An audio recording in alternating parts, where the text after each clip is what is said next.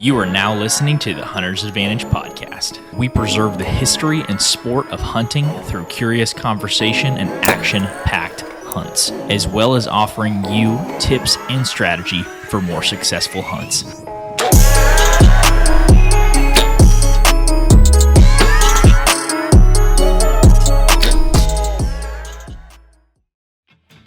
The Hunter's Advantage podcast is powered by Out on a Limb Manufacturing. Out on a Limb is a family-owned company based right here in Oklahoma that makes tree stands, saddle platforms, climbing sticks, and so much more. Christian, I have a quick question. What's that? What bites down harder, a hippo or an alligator? No idea. It's a trick question. The Ridge Runner 2.0 bites harder than both of them. But all jokes aside, we use these products all across the land on public or private. These help us get into any tree we want and hunt where the deer actually are. Most men go to the grocery store for their meat, but these products help you go to God's grocery store. I have used the Out on a Limb Ridge Runner 2.0 and the Shakar sticks for the last few years hunting public land bucks, and I've actually shot several bucks out of this setup. If you want to support the podcast and get some Out on a Limb equipment, make sure to go to outonalimbmfg.com and use code HNTA10 for 10% off at checkout. Once again, if you want to support the podcast, go to outonalimbmfg.com and use code HNTA10 at checkout for 10% off. Now let's get back to the podcast. All right. Well, hey, everybody. Welcome back to the Hunter's Advantage podcast. Today, we're joined by a special guest, Dr. Marcus Lashley from the University of Florida. Thanks for jumping on with us, man. Yeah, thanks for having me. Glad to be here. Yeah, of course. I know you got a busy summer, and so we really appreciate you jumping on. Mm-hmm.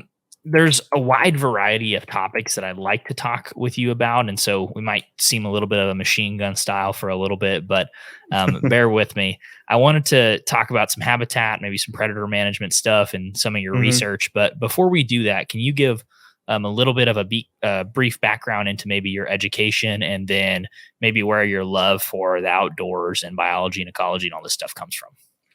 Yeah, maybe I'll start where the love came from, because I was a hunter before I was a scientist, and I will be after, and that is why I'm here.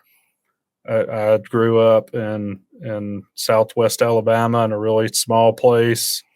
There wasn't much to do other than hunt and fish, and that's what I did for the majority of my time, and just loved it. I had a family that all love it. They all, promoted me going and spending as much time in the woods as I could. And I just probably was a little more obsessive about it than the average person and decided to turn it into a career. But it's definitely shaped my entire life and trajectory all the way into the position I'm in now. It's driving a lot of the research questions that I try to tackle. They're stemming from that love of the outdoors and hunting. So deer and turkey were, the primary two, but basically anything that I could get involved with, I was. Yeah, kind of a do-it-all outdoorsman, equal opportunist, what I like to call it. Absolutely. You're the crappie you're biting, I'm on board. Unless the turkeys are gobbling, I got to do that instead. I'm making choices like that. But for the most part, I was trying to figure out what I could, try to catch or chase. So, but that led me down the career path to where I am now. I got a bachelor's degree in forestry and wildlife management at Mississippi State, and then I went to the University of Tennessee and worked with Craig Harper, who your audience is probably familiar with. Did a bunch of habitat work for my master's there with him, focused on deer and turkey. And that's where I really started getting involved with fire ecology and how that's integrated into these things, and took a job with the FWC here in Florida as a biologist for a year. That really cemented the love for prescribed fire. I was burning constantly on a bunch of public land to manage wildlife habitat, and it sent me back to North Carolina State University for my PhD, where I studied the basically interactions between deer and coyotes and fire. So really cool stuff. And then after that, I was a faculty member at Mississippi State for 4 years and worked with the MSU Deer Lab really closely. Bronson Strickland, Steve Damaris. We did a lot of work together, and I left that position to start up a similar type of program at the University of Florida, where I've been now for 4 years. Yeah, that's awesome. So you got quite a bit of experience and of pretty diverse set of experience. Yeah, that's pretty awesome to get to do it in that many different parts of the country.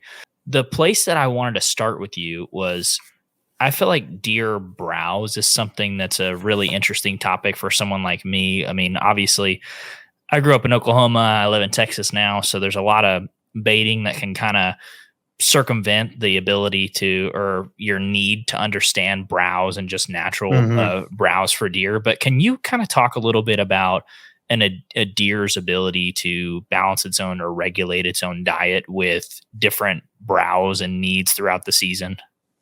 Yeah, sure. That's one of the things for me that has been fascinating since I was a kid hunting. And yeah, I can remember sitting on a deer stand wondering why, just observing deer, wondering why they chose to eat this leaf and not that leaf. They're not just choosing species. They're not just eating black gum and not eating sweet gum. They're literally choosing individual leaves off of some plants. And that seems to be changing, and different individuals are doing it differently. And I just always have had a really extreme fascination with that.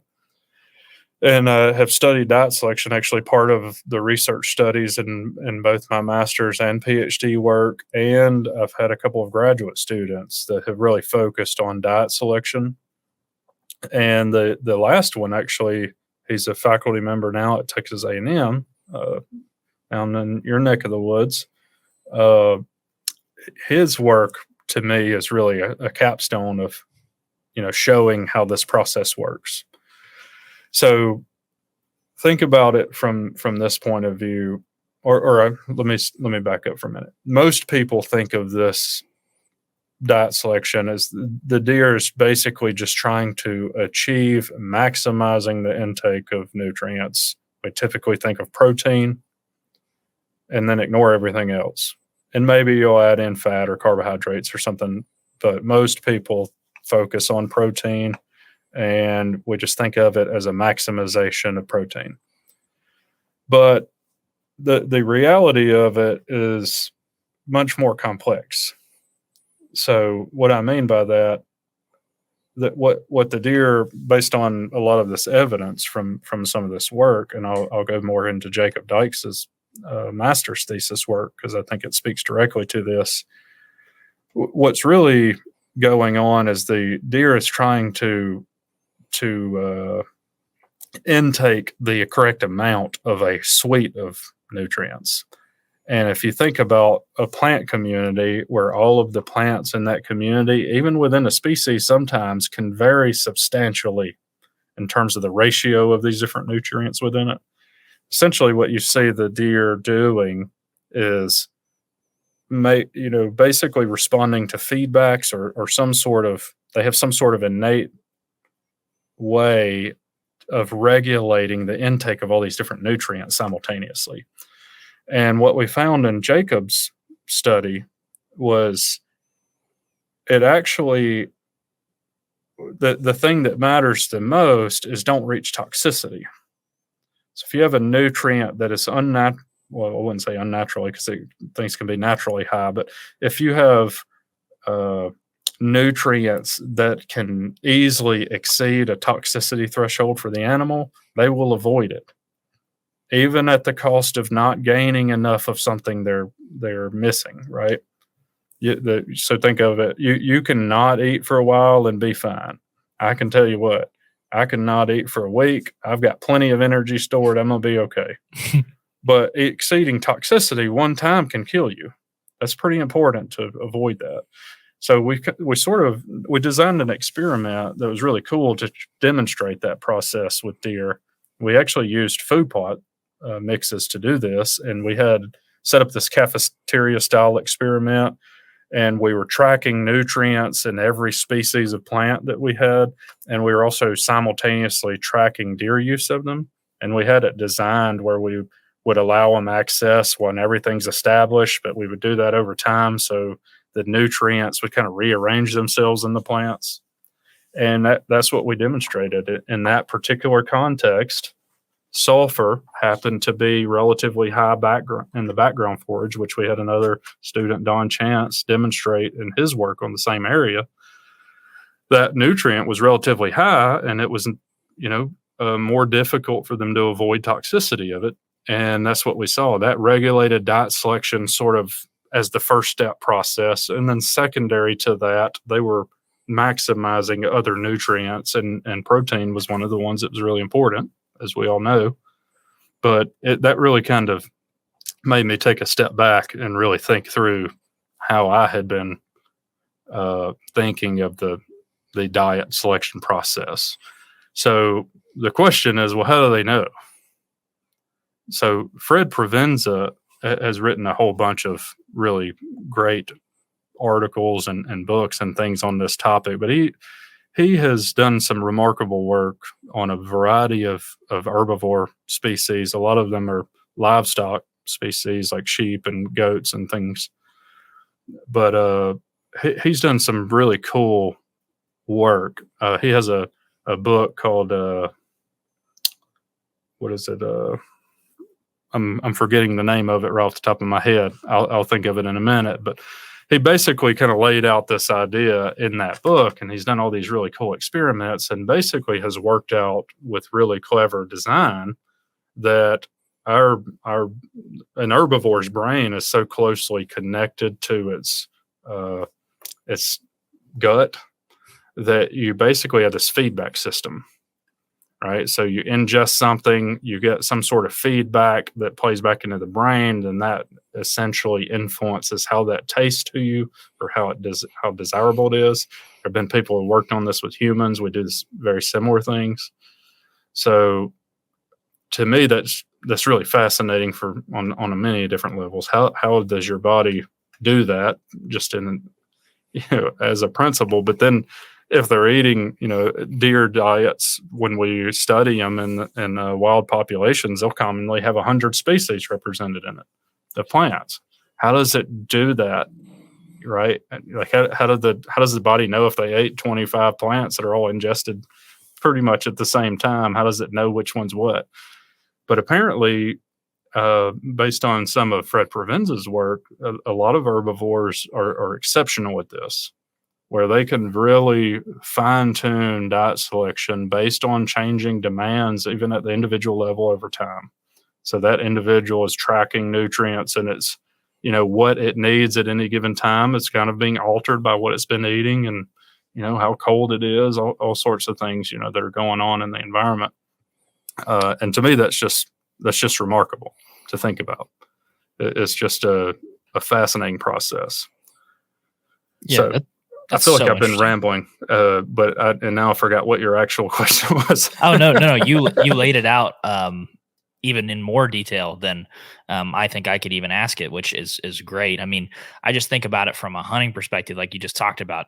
25 to 100 different plant species these things are ingesting, and obviously the feedback's going back to the brain. What's better, what they need to eat at different times. Like, but from you're a hunter. You started out as a hunter. From that perspective, from the hunting lens, how do we identify, obviously they live in a very wide landscape from the west to the east and all in between, and it's going to differ to each place. But how do you go about identifying, like, okay, what makes good browse? Is it understanding individual plant species and through experience, or is there a way to identify it externally, or how do you kind of go about doing that? Well, that's a great question. And I thought about it a lot on deer stand. I think one thing that's really important is relative abundance of food is driving a lot of decision making. So when you have something that's really abundant, we key in on that all the time, right? Whether you're on a food plot or a oak tree or a feeder or whatever, we know there's an abundant food source that's attractive to the animal. So part of that is, that's obvious to us as hunters, and we know that, but we instinctually already know to key on foods that are relatively abundant at a given time. And one thing that this work has really made me take a step back and try to think critically about is I've had this tendency to just group plants into categories. It's like, well, these plants are good deer forages, those plants are bad deer forages, these are sort of intermediate. And then you go look at the literature and it's like, well, all of those plant species are represented in the deer diet. And I can take you to places where, like the one I like to throw out is pokeweed. It's pretty common across the South. Very high preference, very high quality. And then you go to some places and they won't touch it. Like they just don't eat it. And then I'm standing there like, well, this is excellent food, and they're ignoring it. And then this other place, they just wear it out, and I can give you examples of that with many plant species. And then I started putting it in this context and realized that whether or not a plant is good is just context dependent. And it may be even, there's really cool work. Again, Fred Provenza has done a lot of this work like this, but there are other things in the plant. They're basically phytochemicals is what we'd call them, the more technical jargon for it, but it's secondary to the plant's life, basically growth, seed production. It's a secondary process. It's not essential like those things are, but the plants are using them to defend themselves principally. And they also use them for communication, all sorts of things. But we have a lot of evidence that animals actually are using those as the cue to tell it whether or not to eat things, or it's influencing important processes in the animal. And because of those phytochemicals being so diverse through a plant community, I started thinking about it more from this perspective, that what we should be trying to achieve is maximizing the deer's options. So that kind of goes into this diversity idea, right? Where if we can provide a high phytochemical diversity, we won't even think of plant species diversity, just think of having a high diversity of plants. That should be basically giving them the maximum opportunity to mix the optimal diet, which, I think in a nutshell is what we're trying to achieve. And we see deer be attracted to diverse resources like that. If you have a really high quality diversity of forbs, we see a very high attraction of that to deer, and broadly attractive to many deer. And I think that's what that is telling us. And it is giving us some indication of why we might, as deer managers, value diversity, plant diversity. Just, that is our metric that we're trying to achieve. Give them the maximum opportunity to mix their diet as an individual as they need to. Like we can't impose that upon them. So I think that's sort of a roundabout way of answering your question. That's how it's really changed my view of it. It hasn't changed that, if there's a white oak that's really raining it down, I'm still going to target that during bow season because of the relative abundance of that, so attractive at that time. But from a management standpoint and what I'm trying to achieve in the management of a deer herd to maximize their potential and health, I really have started to try to understand how to produce very diverse and abundant suites of plants that deer like. Yeah, and it sounds like there's two kind of distinct approaches, like what you're talking about, the diversity of food options on private land and stuff that we can manicure and manage.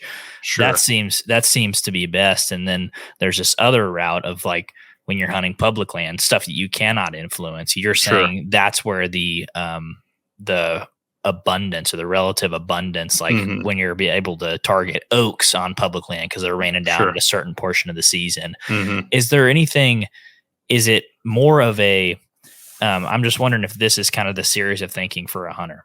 You go out and you watch a deer. Is it the idea that you maybe just pay closer attention to what they are browsing on and just allowing them to tell you what's in abundance, what they like, and then having the ability to identify what that is, and then maybe replicate and target on other areas that are in a similar ecosystem? Is that kind of how you would go about it on public? Yeah, I think to some degree that's one of the problems that emerges from what I was just talking about, right? The what deer like is a a relative term, even across individuals. Like, Yeah. it's just like you and I don't like the same thing. I also sometimes I put it this way: you probably have a favorite meal, but I bet you don't eat that for every meal. Even though you probably had the means, if you wanted to, you could probably eat whatever your favorite meal is for most meals, but you still don't. That's sort of the same thing that's going on here, where deer are constantly adjusting their preferences. And if you're in a time of the year when the ability for them to adjust is fairly limited, like during masting, when there's not much native plants, when they're relatively low abundance at that time of the year, then you can really key in on a resource. And I think it is as simple as that. You're keying in on a relatively abundant resource that you're seeing a lot of sign of use of. But then even keeping in mind that, the deer are individuals and they have different nutritional demands that might be influencing why you're seeing a couple of bucks on this particular resource and you don't see the one that you're targeting. It could be simply related to what their relative nutritional demands are. And I think we kind of ignore that part of it and sort of a sciencey part, because how do you operationalize that, right? But from my perspective as a hunter, I'm thinking about it as particularly in times of the year or the hunting season when they are fairly limited to one or two abundant resources. Then that really narrows down your focus on what you can target for that hunting opportunity. But you mentioned having supplemental feeding or food plots, or those supplements to that. What I would also say is, based on these same principles, don't completely ignore what is naturally abundant, that you could target in nature, just because you have a supplement that's relatively attractive for many of the individuals. Your tactics you could potentially increase your success rate on some individuals by targeting those other resources. It's really hard to answer it without it just sounding like it's a gobbledygook of context dependence, because I think it ultimately is. Yeah, well, which is why it's hunting, right? Right. Yeah, that's kind of the fun in it. And I mean, we did a deer science series where we had 4 biologists on. We had Bronson and Gino and Kip and Matt from the NDA. And good. It was fun because a lot of those questions, it's like, it depends. It's like, and that's not the answer that everybody wants to hear, but right. It's just interesting because maybe white oaks are dropping and then red oaks are dropping, and then if you don't know the ability to tell the difference between the two, and one deer tearing them up over here, and then you might have one loner buck that's like, no, I prefer these over here. And it's I think that's kind of the fun in it, is they are individuals and they do have different diet preferences, and you have no idea the illnesses or what they're battling internally that they need to have something else nutrient to regulate their diet. So it kind of keeps the fun in it, that there's not a hard and fast rule, but well, it's sort of frustrating, but also, do you not want it to be a challenge? I mean, that's the other way to look at it. So Provenza had a quote, and I won't try to say it verbatim, but it was something about the relative nutritional demands, even of an individual, is changing with every breath. And there's a lot of truth in that. You may not see it may be hard to measure at that level, but every time an animal takes a bite, that's ingested some nutrients and changed the balance, right? So you could literally see the same individual changing preferences relatively frequently, which may make it fairly unpredictable. So, which also is fun because it makes it a challenge, right? Yeah. So, Bronson and I actually he and I worked together on that study with Jacob Dykes, and we kind of thought, or at least I did. I thought we had 16 common cool season food plot plants in that study that we were replicating across, I think, 5 sites. In this, I kind of thought, okay, we're going to be able to rank these things and kind of give people some, specifics on recommendations on here's how you maximize use, with this food plot blend. And then we get the results back and it's like, well, it depends on which site you're on and at what time, which forage is best. So we got right back to the same thing, and we can't even tell you which one to plant. It's like, well, they like all of them. Some of them do at some times. Yeah. So you're basically back to this idea, and we basically came up with, okay, I guess the recommendations are really site specific, and you and your neighbor might be arguing over whether cereal rye or crimson clover are better, and you may both be correct. It may be differences in the individuals and their own nutritional demands that are changing which one is best, and you may both be planting the best thing in your context. And it just kind of is frustrating to think of it that way, but yeah, it also is really interesting to think about how they're responding to cues like that in the environment, and it really makes you appreciate how awesome deer are. Yeah, it's cool to see how the different nutritional demands that they have determines how you can hunt them. Like we hunt them in a lot of different environments. Like we hunt them in southern Oklahoma, pines, cedars, mountains, rocky soil. There's very little browse on or very little ag, nothing like that.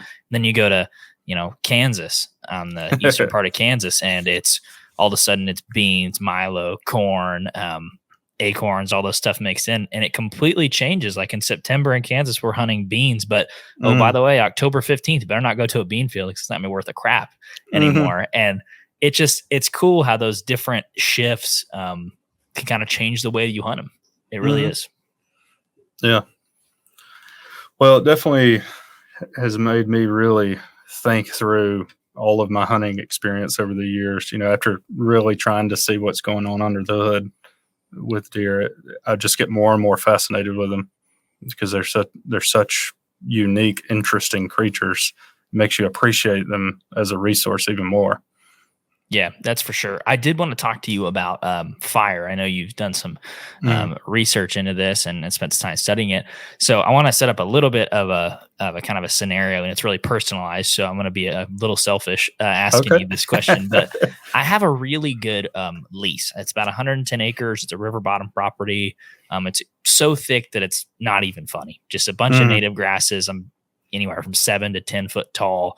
And the deer love it. The age structure in there is incredible. Seems like if a deer doesn't want to be seen, it doesn't have to be. And it supports a really good age structure, lots of deer. And one of the things, I talked to a guy who does controlled burns quite a bit at Total Archery Challenge this year. And he was telling me, I'm afraid to burn it because I just see things it's so thick, and I'm like, what will it be like in 6 to 8 months after that? But I've also seen these situations on public land in Oklahoma where they burn it, and I come back and I hunt in the fall, and it's twice as thick as it was before.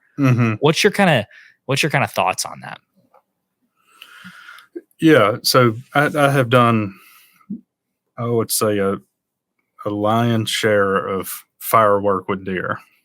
I've worked on that issue. I have students working on it right now. I've worked on in the past. Both my master's and PhD and postdoc were all on that.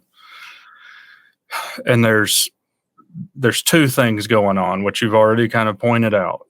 One, fire is really important for structuring the plant community, and it can remove cover, which could be a bad thing if cover is the primary resource that is driving deer use. The other aspect of it is fire is driving food availability.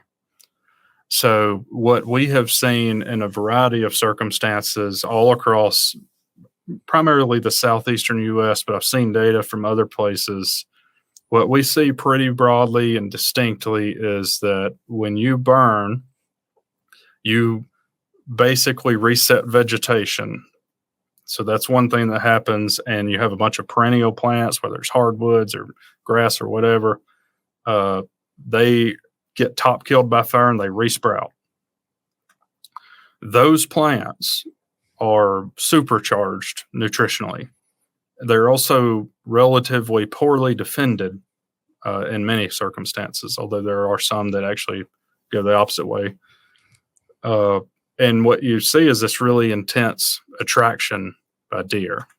And that is for a variety of reasons, but we're attributing it primarily to the fact that the vegetation, like the same plant, will be supercharged in nutritional quality, not just because it's all succulent new tissue.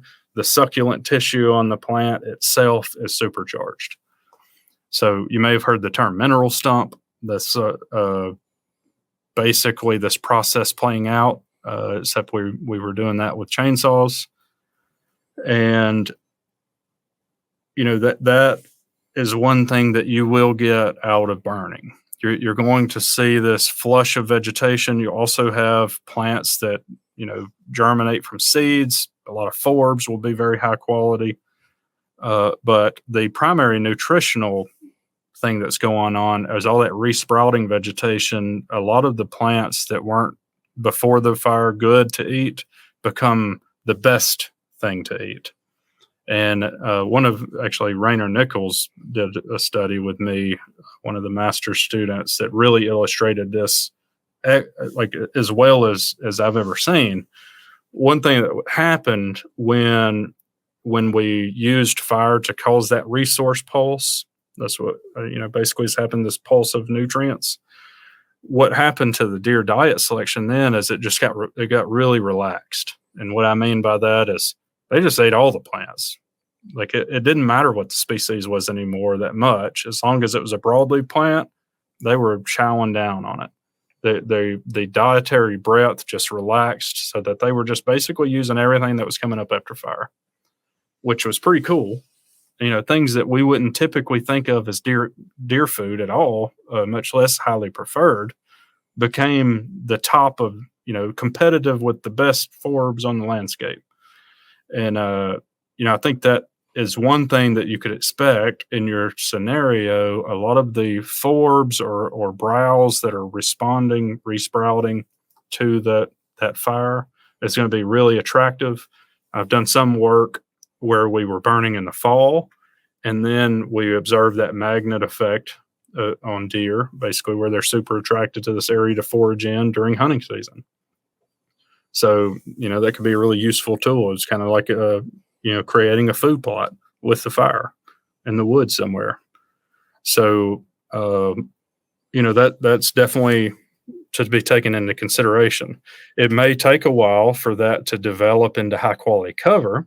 And if you're in a situation where bedding cover is driving use, it could negatively affect use in the short term. Although you typically, that the development of cover tends to be high quality after that fire because of the way that you're influencing the plant community.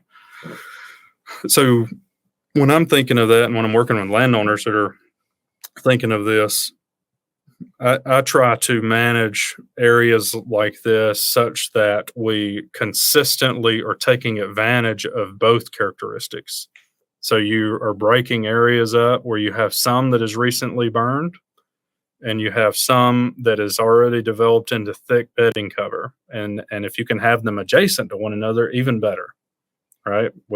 Food sources that are right next to high quality bedding cover tend to get really high use. And I've worked with several landowners with this idea, trying to increase the huntability from the habitat management. Mm-hmm. You're using the habitat management to increase huntability. And that's one thing that's been really successful, I think. as you're consistently managing to have that, maybe in your case, your field is large enough that you could break it up into a few sections, and you have a part of it that you're burning each year, so that part of it's always high quality cover, part of it always, sort of in that interim, and then part of it is recently burned area. It's going to be really attractive, highly nutritious, available forage. And I think that's a great way to think about that, is if you can consistently take advantage of both, which just comes with having different time since fire, then you can maximize the benefits and huntability at the same time in many cases of the use of that practice for habitat management. So the burn, the fire definitely does influence the browse quality of what's coming up, and is not only in terms of the deers, they like it, it's the actual quality of the nutrients is better. Yes. Yeah. So part of my, one of my studies that I did in North Carolina, there's a couple of things that are influencing quality. One, if it's resprouting vegetation from the fire, it is going to be higher quality than the same plant would be without the fire in general. That lasts for several months after fire, and if the farther you push it around in the year, the longer across years that it will last.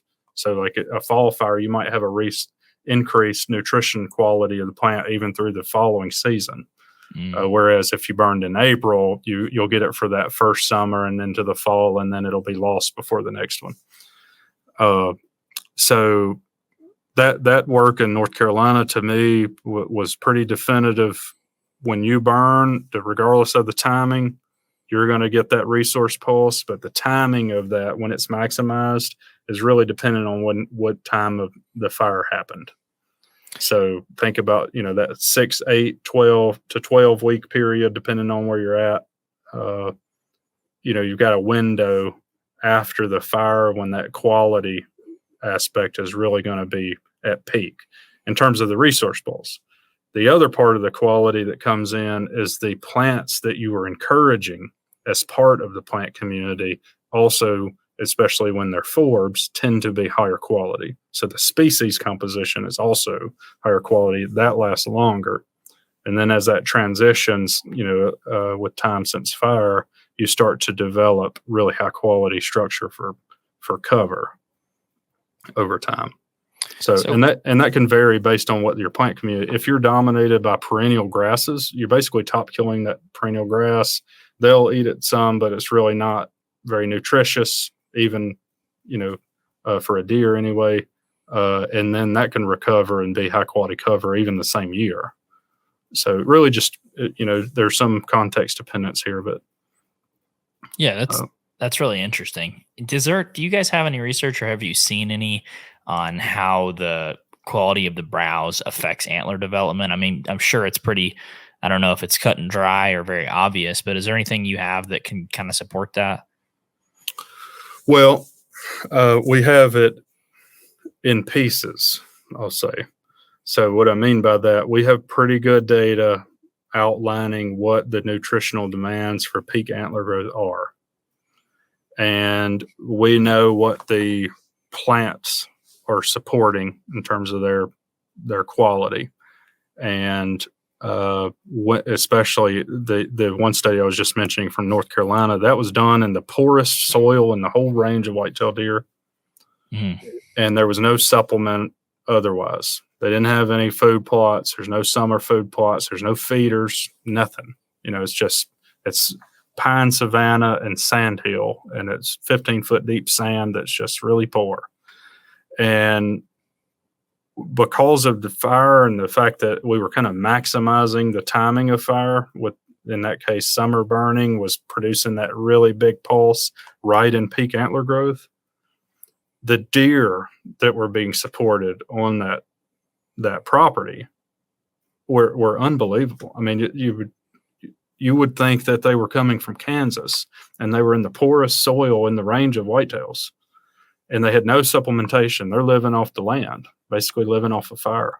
And I always have just been blown away by that, because some of the, we would have deer, 160, 170 inch deer, that were fairly common. Now they're at a lower density in that landscape than you would see in Kansas, but that's what the productivity of the soil was driving, is how much food there was to eat, not limiting the quality of the food and the quality of the animal that could produce.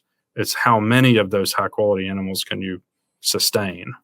It's basically what was happening. But so based on, piecing that evidence together, we were definitely exceeding with many of the plants in the community after those fires. Even in that poor soil quality, we were still far exceeding the nutrient demands for peak antler growth. That's really interesting. Yeah. So I actually, if people want to see that data, I'm pretty sure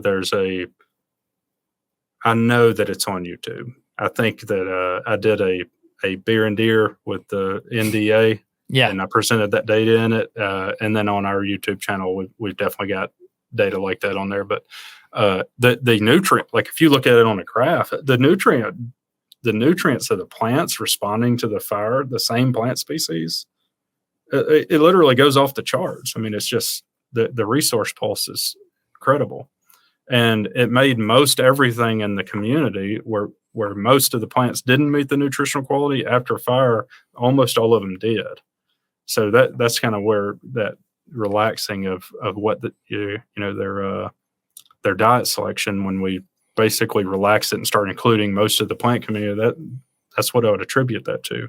Now most of the plants are of high quality. So and that's clearly driven by fire in that system. So fire in a lot of ways can be considered like a force multiplier when it comes to browse, when it comes to maybe improving bedding cover, all these things. Fire can absolutely. I mean, obviously, situationally, it takes some. You can't just go light a match and be like, "It's about to get all fixed." But in the right context with the right application, fire can be something that can not only improve your property's huntability, but also improve the antlers on the deer. Absolutely. Fire management, I think, is it's historically been one of the most undervalued and underutilized tools for managing deer habitat, in my opinion. I mean, it's so valuable, so efficient. And when sunlight is not limiting, you can really get a lot done for a deer herd and for huntability on a property. Why do you think it's so underutilized? I think there's lots of reasons. We kind of went through a transition in the early 1900s of fire suppression, this idea that fire is bad and we need to get rid of it. And, that's how that started. We had this anti-fire movement, and it's slowly come back. I think for deer specifically, we have so many opportunities. First of all, deer are super adaptable. You'll find them in a wide array of conditions. I mean, the species exist from nearly the equator to the Arctic Circle. They're obviously very adaptable. So, that's one thing that's going on. And then we have all these other tools that have become really common and people more and more rely on them, like food plots and supplemental feeding. And, we start to, I think over time, we've turned away from what deer used to grow up on, right? There were big deer in 1702. I mean, seriously, what were they eating back then? There were nothing giant we deer. Planted. They weren't eating anywhere that we planted something or anything we were pouring out, of a sack. So, but we still had big deer. They were in a landscape at that time that was very open with frequent fire, and they were consistently getting to old age. So, that's really your ingredients right there. And as long as you're providing high quality nutrition and allowing them to get to old age, I think we all know what happens when you get those ingredients together. So, prescribed fire is a great tool that's very efficient to make big impacts on all of the components of habitat for deer simultaneously. And you can do it strategically to ensure that you're simultaneously providing all of those components, and you can do it efficiently.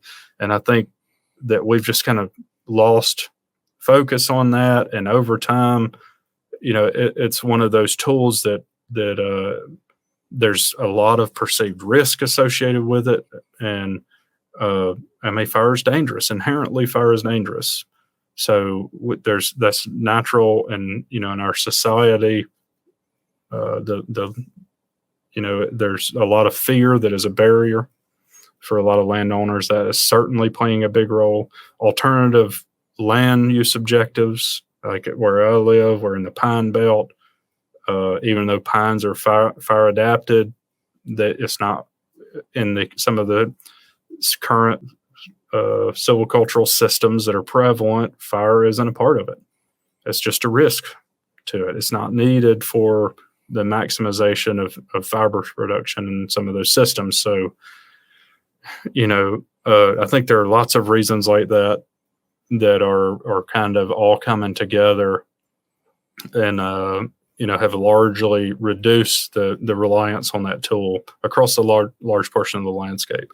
However, I do, in the recent decade in particular, I have really seen it coming back. I mean, it's becoming a principal component of the land management across a large portion, at least of the southeastern U.S. I'm not as well versed in other parts of the country, but it is absolutely becoming a primary tool in many private landowners' toolbox. I see a lot of folks using it in the South and a lot of folks using it in the Midwest, just through video and social media.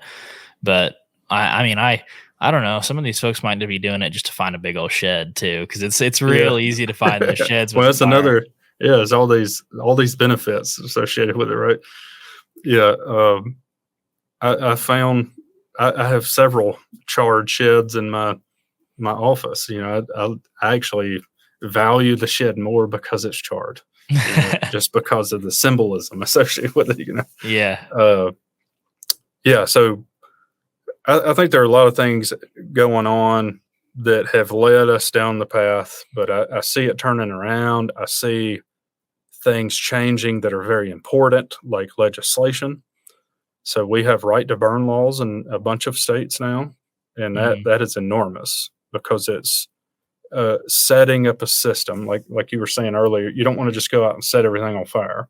There is a process to go through. You probably, wherever you're at, have some sort of state training available to you that you can become a prescribed burn manager.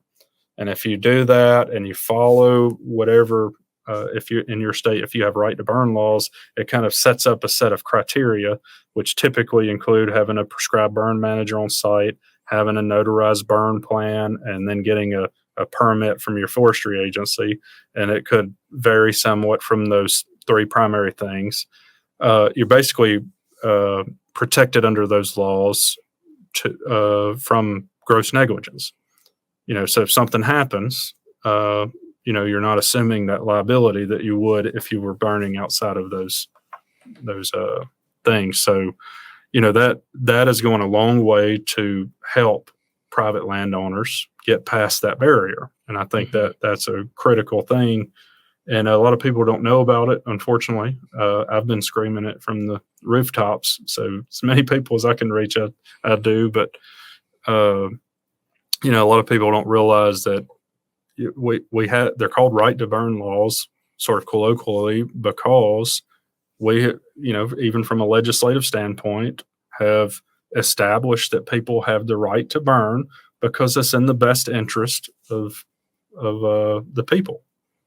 So, we're acknowledging that it's an important part of the way that ecosystems function, and that people have a right to use it to enhance, wildlife habitat or whatever ecosystem service they're trying to influence. I've been using the new Exodus Rival cell camera for the last couple months, and I have found a beautiful mainframe 8-point with tons of stickers to go after this fall. Ooh. One thing I do appreciate about Exodus trail cameras is all of the cameras share the same data plan, so you only pay for what you need. A lot of cell cam companies charge you for HD pictures. I've seen prices of $5 for 50 HD pics. Exodus is going to give you unlimited HD pictures right to your phone, which is awesome when you're sitting there in the middle of the summer and it's 100 degrees and you just want to binge a bunch of trail cam photos. If you're looking for a solid cell camera with great performance and a 5-year no BS warranty, go check them out. So as we all know, hunting gear is something people can make way too complicated. Arrows can be the exact same way. Instead of going down all those rabbit holes trying to sift through the endless information that's online and you're not really sure if it's right or wrong, Exodus makes it simple to get the right arrow for your exact setup. So go online to the Exodus Arrow Builder. It takes less than a minute. You're going to enter your draw weight, your draw length, and how heavy of a point you're shooting. And it's going to be that simple. Let the guys at Exodus take care of the rest. So if you're interested in Exodus Rival cell cameras or a new set of their MMT arrows, just go to exodusoutdoorgear.com and use code HA15 for 15% off anything on their website. Once again, that is exodusoutdoorgear.com. Use code HA15 at checkout for 15% off. Now let's get back to the podcast. Yeah, all that stuff's really interesting. So we've got to talk about fire and browse. I did kind of want to take a bit of a right turn and talk more about some predator or some other species management. I know you guys have done some research on hogs and coyotes, and I think that stuff's super interesting. We used to do these informational videos on TikTok, which do really, really well, and we've actually quoted some of your research into them. So it's really nice. You're the one. No, I'm kidding. Let's start with hogs, because I was reading one of yours today, and we started seeing hogs in southern and all the way into Kansas now too. Just in the last 10 years, had no previous interaction with them, and then now it just seems like when you see one, you just say, "Oh no," because here they come in bunches. Sure. What research do you have on the effects of feral hogs on other game species like deer, and then just general browse and habitat? Yeah, that's a great question. There are a bunch of really good scientists working on this issue, especially in the South. It's such a critical issue. I mean, across the South, they're just a dominating force. They're really good at what they do. So they have they're really competitive. They have a high reproductive potential, highest of any ungulate, I believe. And they also are wide ranging and fairly adaptable to a wide range of conditions. So it's kind of interesting if you can Google this and kind of see this progression in a map form if you want to. But for a long time, we had wild pigs in Florida and Tennessee and Texas and California, and they were pretty localized. Like even since like 1500s localized, we would go all the way up to about 1980. And then all of a sudden the range just exploded. And now they're in like 45 states, they're in Canada. It was just relatively short duration. They've been in the United States for a long time, but over a fairly short slip of that time, they just exploded. And there's a variety of reasons that might be, but one of them's probably because of their popularity as a game species started taking off. And, that was unfortunate because they really can have big effects on the system. So I have been involved in a variety of projects on this topic. And I've really... I don't want to work with pigs anymore. They've kind of just gotten to the point now that I've had it with them,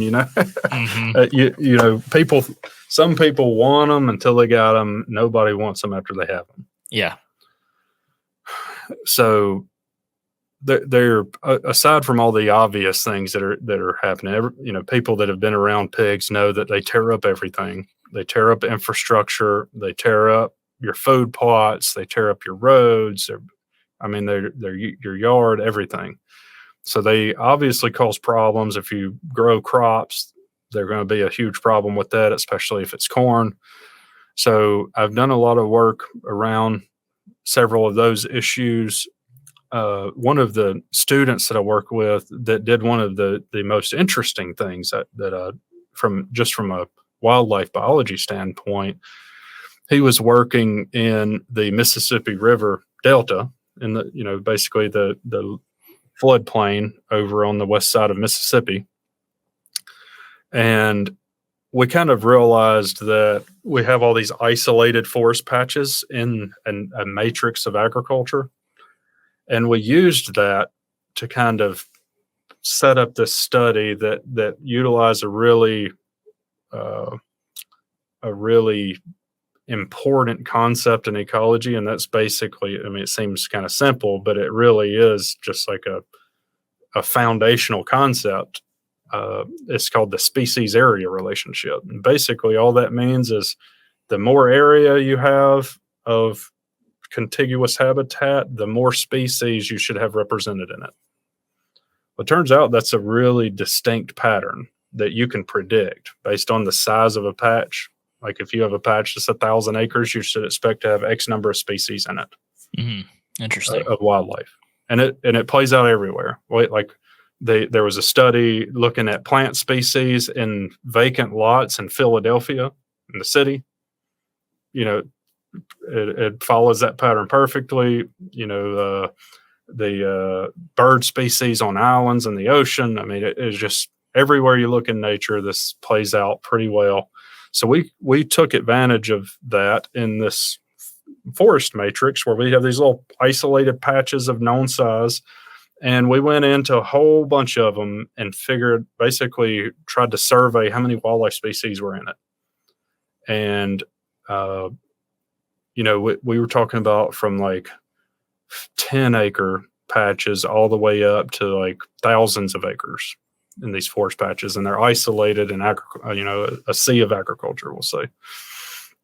So I found that really interesting because just as we suspected, we went across this wide range, and based on the size of the patch, we could predict how many wildlife species were in the patch. And then we did the same thing across a whole bunch of patches in that same system and looked at how many species were in them when pigs had invaded it. So if the patch had pigs in it, and the thing that was pretty remarkable about that is the diversity was about 25% lower than expected. It didn't matter what the size of the patch was. If pigs were in it, it was 25% lower than what we would see in a paired patch of the same size that does not have pigs in it. So that to me was a pretty strong indicator that when they get in a system, they're probably having a pretty big impact on wildlife. So we've also done other work on this, similar topics. We just published some work. Adrienne Dykstra did it for her dissertation work, where we were basically looking at, okay, if pigs are in the system, does it affect the activity patterns of all the other wildlife in it? And that's one thing that I think was also pretty interesting and might be relevant to people, especially hunters. We did see evidence, and we did this across many states, actually, in a whole bunch of study areas.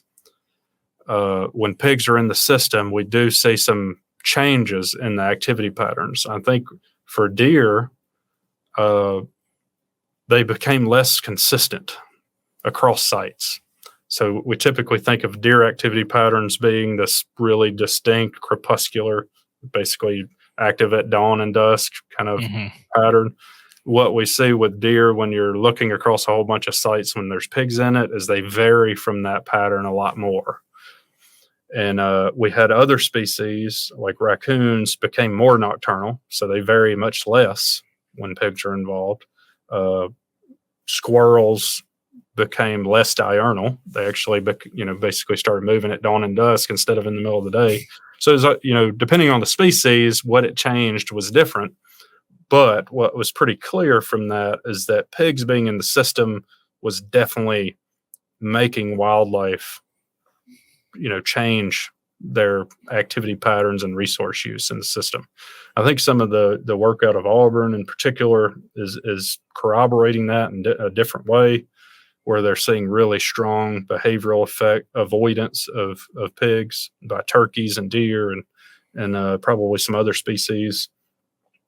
I have a current student that's working on this issue with pigs, where we're that is based on feeders, and we're seeing this pattern where they're not excluding deer from the feeder, but what we're seeing them do is when the pigs are there, when they're both at the feeder, basically deer aren't using the feeder anymore. Mm-hmm. So that's the primary pattern that is emerging there. So they definitely are having a big effect on the way that other species are behaving, to include deer, and they could even have other effects. And I don't have data to speak to it directly, but they carry all kinds of diseases that could spill over to other wildlife species.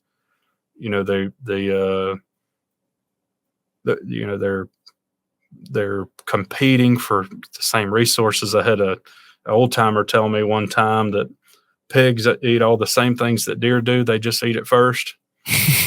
And I think there's a lot of truth to Sounds that. right. They're really, just a superior competitor. There's evidence that they eat a bunch of these other species they're competing with, so they're probably predators of them at least at some life stages. So I think there's definitely some concern about having a whole bunch of pigs around. So the question is what to do about it, and the scientific community in general is making some strides toward that. Particularly, it seems like with whole sounder removal techniques, we're making some headway on that front. But yeah, I feel like I rambled on. No, that was your question. that was perfect. I mean, and a lot of the things you said I've seen through reading, consuming some of your research and stuff too. But you listed the different effects. It affects deer activity. It affects the browse that's available, and there's obviously diseases. So I like to give the audience something tangible. So for the average guy, like he owns 50 acres and he has a food plot and he has 20 or 30 pigs that are demolishing his feeders and all his browse and all the stuff in his property that's affecting his deer hunting. What is there's not a one size fits all prescription, but is the prescription to just try to eradicate as many as possible by any means possible? So traps, thermals, bait, etc. Or what would you kind of recommend? Well, we've, and I keep saying I haven't been the lead researcher on a lot of this work, but I'm aware of it because I'm friends and colleagues with a bunch of people that are. The only effective solution for population management is to be removing whole sounders at a fairly large scale, which is unfortunate. It's good that we're getting to that point. There are other things that may be coming down the line, like potentially with toxicants or something like that might give us more access to tools that are effective. But one thing that's pretty clear is, shooting them is making a whole lot of difference to that individual. But what we're seeing in some of these studies, and I think even one of my current master students, her project is kind of demonstrating it as well, when basically in her study, it seems that when we set up feeders and we have on the same property I'm talking about, we have some of them hunted and some of them not, they know the difference. And they actually respond positively to human presence on the feeders that aren't being hunted, and negatively to human presence on the ones that are, which is kind of interesting, right? It tells me they're very smart. But I think that's an unfortunate thing. And some of our work from the Mississippi Delta showed the same thing, that they behaviorally adjust really fast to avoid risk. And, I think that's what happens ultimately when you're hunting them, is that they just behaviorally adjust really quickly, and they're active at times that you're not hunting. So what happens in that case is even if you shoot an individual, you basically make the other ones harder to hunt.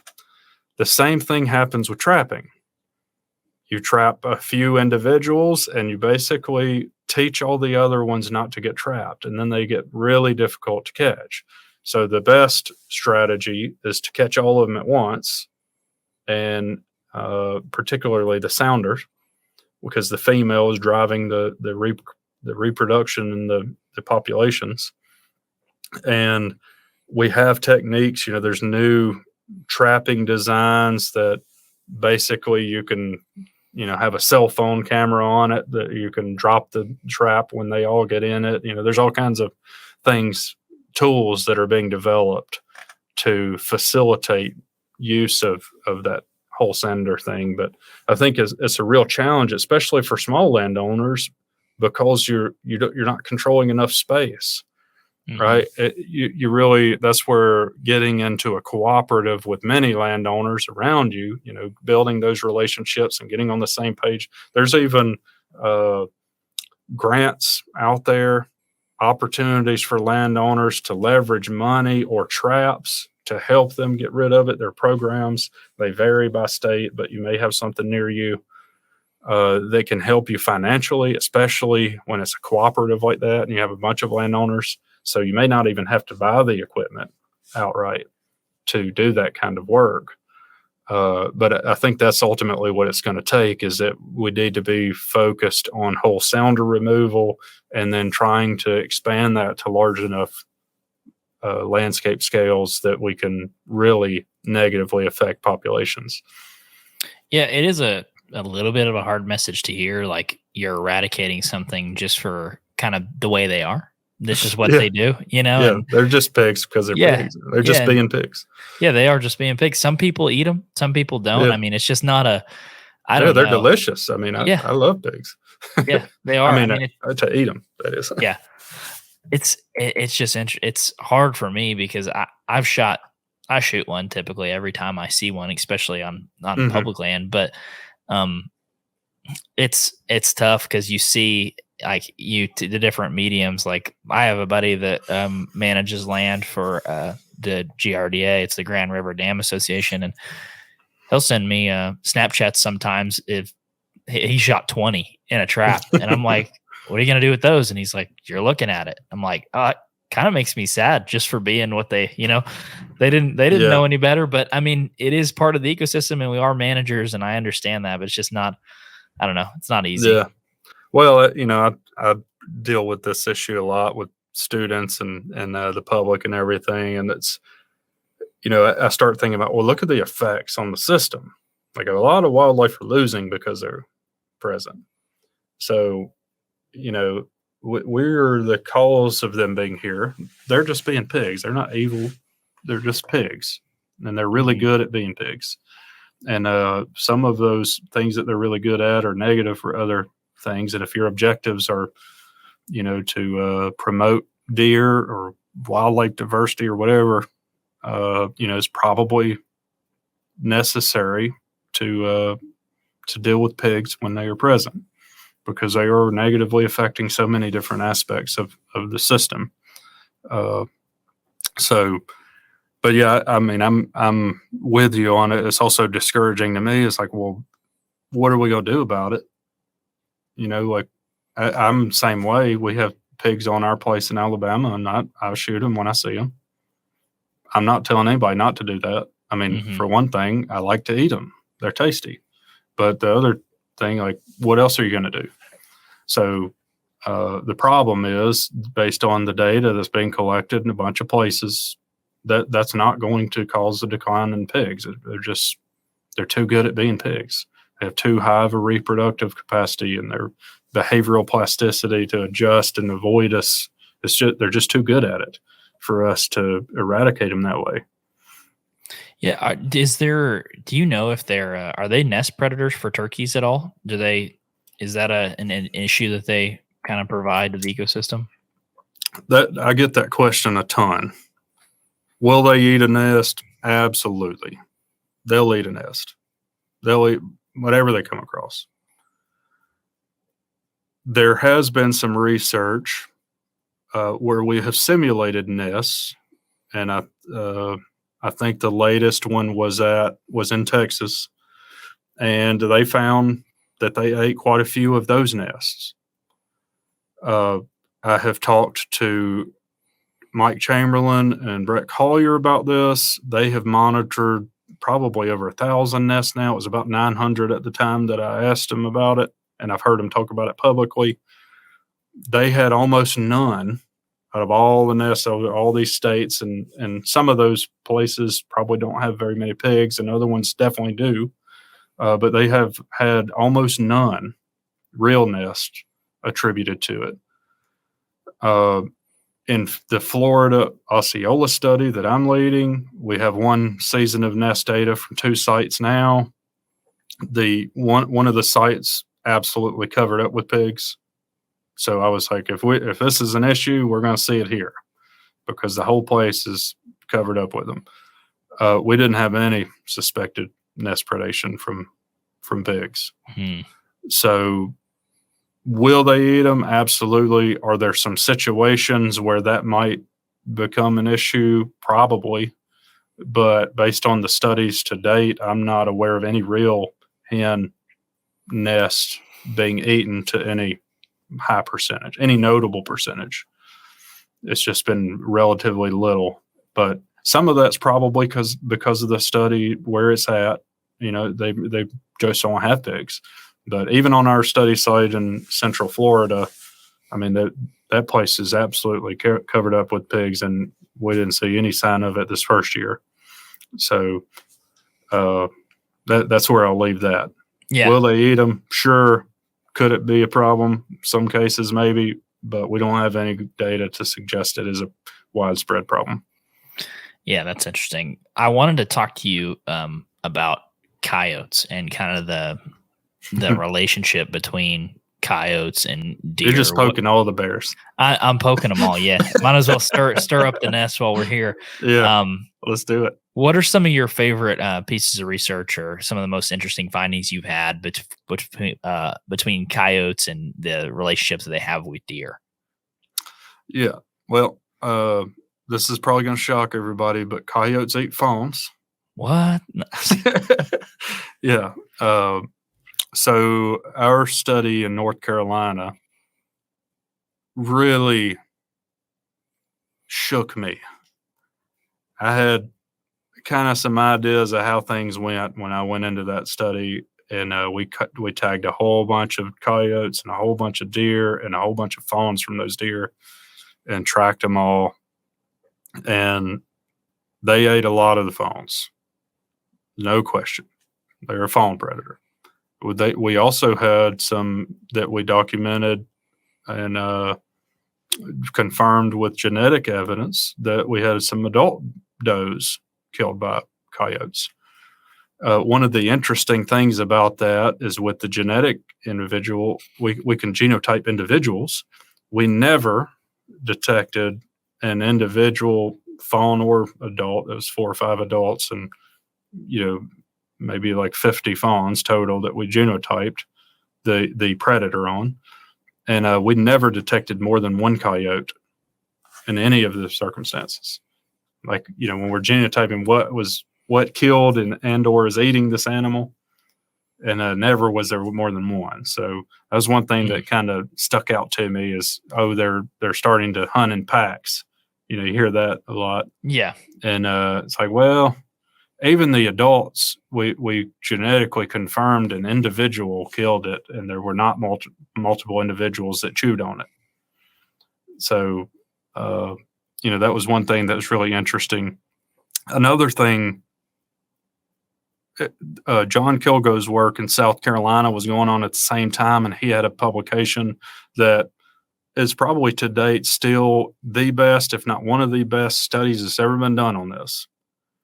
He was trapping coyotes and trying to observe a response in fawn recruitment in response to trapping.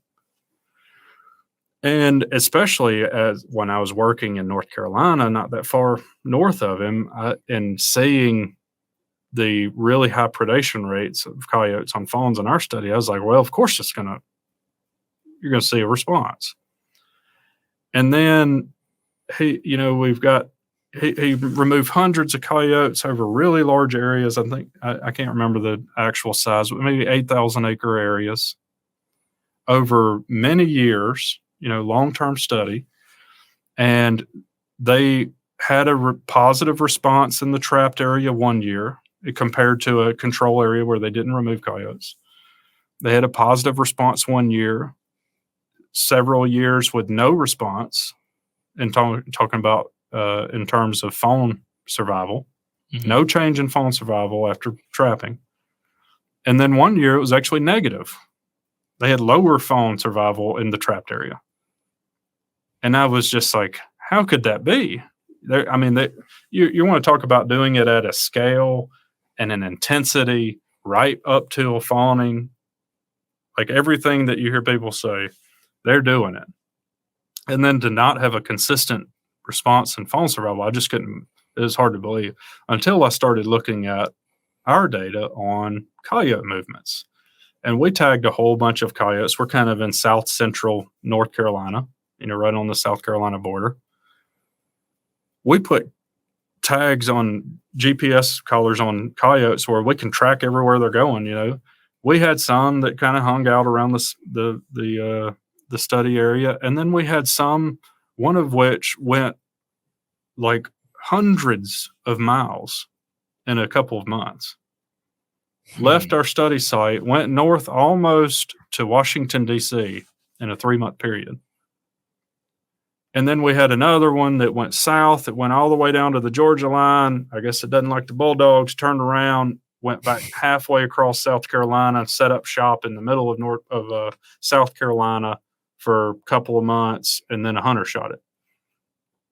So at that time, it kind of started making me realize the scale at which we're trying to the scale at which that species is operating.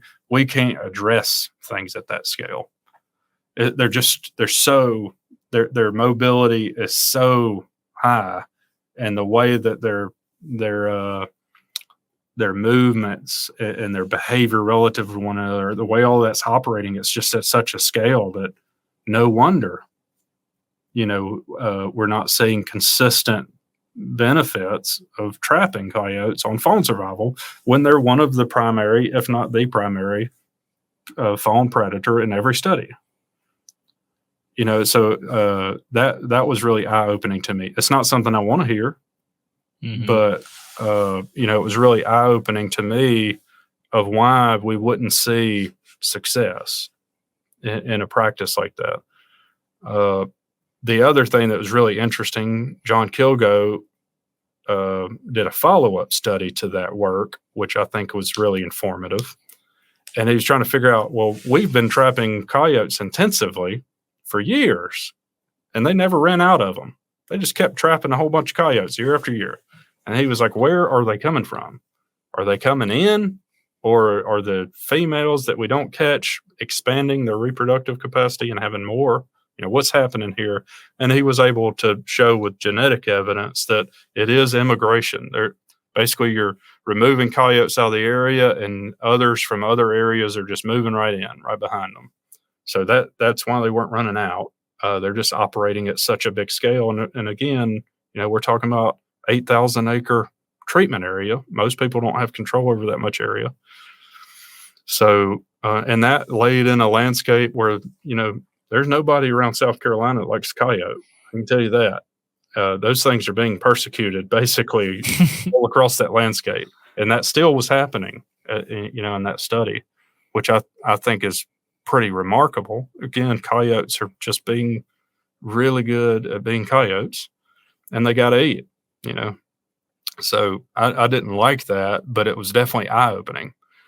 Some other work from one of my colleagues that I work closely with, Will Goolsby, he led this work, which I thought was really beneficial and eye-opening. He went back to some of these data sets and looked at, which, by the way, his PhD work was on coyote removals as well. Same issue on his studies. They did not see that consistent response of fawn survival to trapping, and it was intensive, large-scale trapping again. But one thing that he did that I thought was extremely useful for us to think about is he went back and did some habitat work with fawn predation risk to coyotes and showed that the diversity of fawning cover and edges, basically the way that the properties were managed and the way that different habitat types were juxtaposed to one another, really influenced whether or not the fawns were successful. So again, we kind of go back to that vegetation management and making sure you have a diversity of structure, like we were talking about with fire. That's one great way to create that. That was what was influencing fawn survival from coyotes. It was habitat driving it. And essentially, the take-home message was the more diversity and structure, the harder it is for coyotes to key in on something that they can target a fawn. But also the more alternative food sources like rats or whatever, blackberries. It's really easy to catch blackberries, grasshoppers, all these other things that coyotes eat. You basically make it really easy for them to get those things and make it relatively hard to key in on anything to find a fawn in. And that can substantially affect fawn predation rates. That is so interesting. The mobility aspect of it is, and it makes a lot of sense because I have a buddy in Northwest Oklahoma. They control about 10,000 acres, and he shows me pictures of all the skins that they have hanging up on the barn every year after they trap. And I'm hundreds of coyotes, dozens of bobcats. They're just like coming out of the cracks. Where are they coming? The next year he'll show, and I'll be like, "Oh, is that the same picture on the wall twice?" And no, that's next year. I'm like, next year? It looks like you got them all the first year. And he never seems to get them all. Yeah, you never run out of them. Isn't that amazing? It's incredible. Our study isn't the only one. There now have been several studies with tags on coyotes, and they're documenting a proportion of them moving hundreds of miles in a very short amount of time. And you think about that, okay, I trapped this coyote, that's going to save whatever fawns he was going to eat. Well, not if another coyote is from the state over tomorrow on your land, right? You're if it's me, I'm trapping one in Alabama and I might get one from Louisiana replacing it in a week. That is crazy. It's hard to digest. And, I don't like that, but it is a reality. And it also take a step back to appreciate how cool that is. Man, that's an adaptable animal. It's really good at doing what it does. So similar to the feral hog discussion, is the prescription to shoot them? Does it? I mean, so it sounds like the more manageable prescription is creating diversity of structure and cover and alternative food sources versus shooting them. But do you think shooting them is in vain, or do you think it could, I guess the research kind of answers it, right? It could or it could not have a positive effect. It almost certainly isn't going to have a positive effect. Doesn't mean it's going to be negative. If you like shooting coyotes, there's a lot of people just like predator hunting. You be my guest. I think that's fun. Mm-hmm. If you like trapping, there's an art to it. It's a lot of fun. It's a great skill. It gets people involved. Like that. I think that's fine. If your objective is to increase fawn survival, that's not the tool that's going to do it. It's just not. I mean, we don't have any data to show that we can achieve that at the scales at which people can operate. Most people recommend, if you're going to do it, you have to do it at as large a scale as you can, as intensively as you can, leading up and during fawning season. That gives you the best opportunity to affect things. But, the studies on that just haven't, they've consistently shown that that's not a very good way to increase fawn survival. So that being said, there's also some research, and Dana Moran at Mississippi State University has done some cool work on this. There's also been some out in the West on coyotes that suggest they could actually go the opposite way. By you taking a coyote, you could create a bigger issue. And the reason for that is some of those individuals, like the alpha female, you hear that? Mm-hmm. So you've got this breeding pair, and the female and male, and this is where some of Dana's work comes in, they are both extremely good at defending their territory. And I've even seen presentations that she gave where she was demonstrating this. Their home range starts to kind of look like a donut because they're constantly at the border of wherever their territory is. And they're defending it. In theory, this is the idea. They're defending it from others that are, these transient individuals that are looking for territory.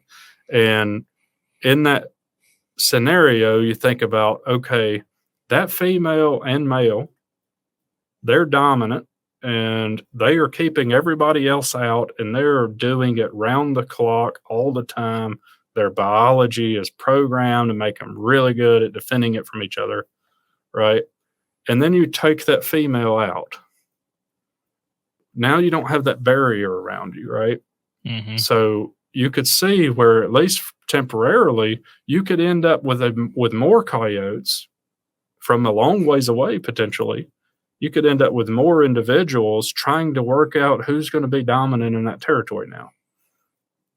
So that needs more work, but that would be where the negative could come in, because you could, in theory, end up with more than you had before, at least temporarily, while they're working that out, which I don't even know how, I don't think we do as a science know how long that takes and, how that process might play out. And I don't think it's even definitive that is going to happen if you take the dominant female out.